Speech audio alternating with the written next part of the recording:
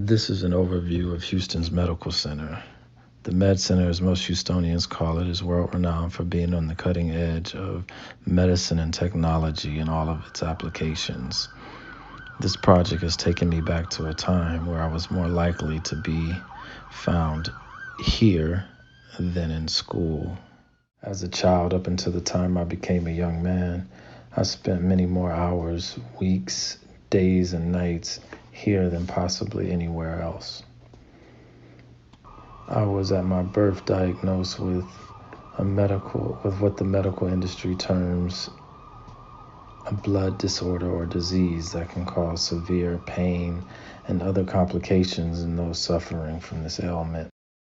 Sickle cell in the Western world up until recently has had but one treatment, and that's opioids, codeine and morphine, both of which I'm well acquainted with.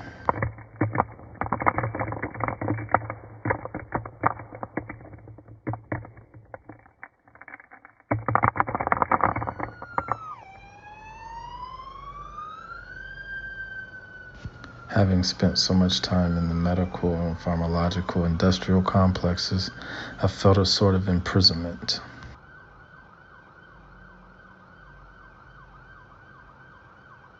A psychological one felt within the halls and the rooms of the hospitals themselves. This is made worse when one starts to piece together and recognizes the lack of real satisfactory answers that seems to be all tied to the industry's bottom line.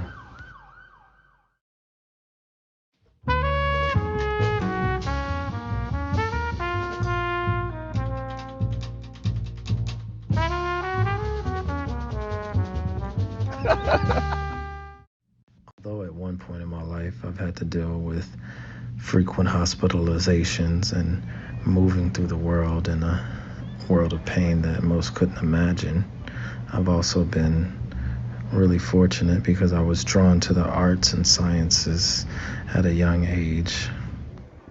This is a moment on the beach in Sardinia while touring Italy. Even though I had no real access to the institutional forces that control the knowledge needed to develop a life or career within these fields, I've always had a rebellious spirit, and I sought the information myself. I've been able to create a life for myself that I could never have imagined back in those hospital rooms in Houston where I once felt imprisoned.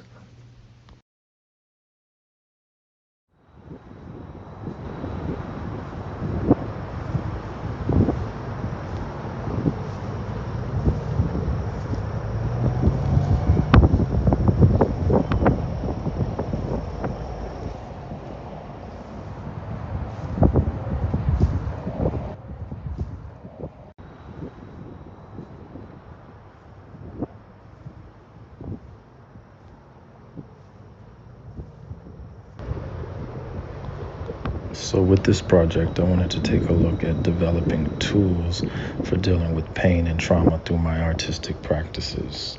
I'm exploring through visual culture, i.e. sculpture, along with the science of sound, tonality, and frequencies, the impact on the environment and the human body.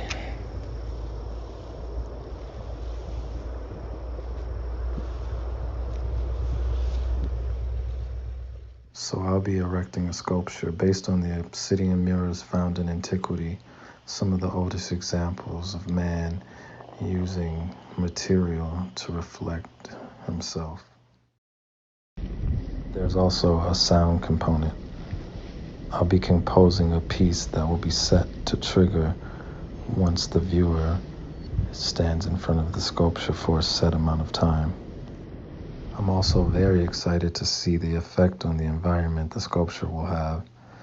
It will be erected on a piece of land donated by a citizen of Acres Homes, which is an old historic neighborhood, one of the largest Black communities in the South at one point.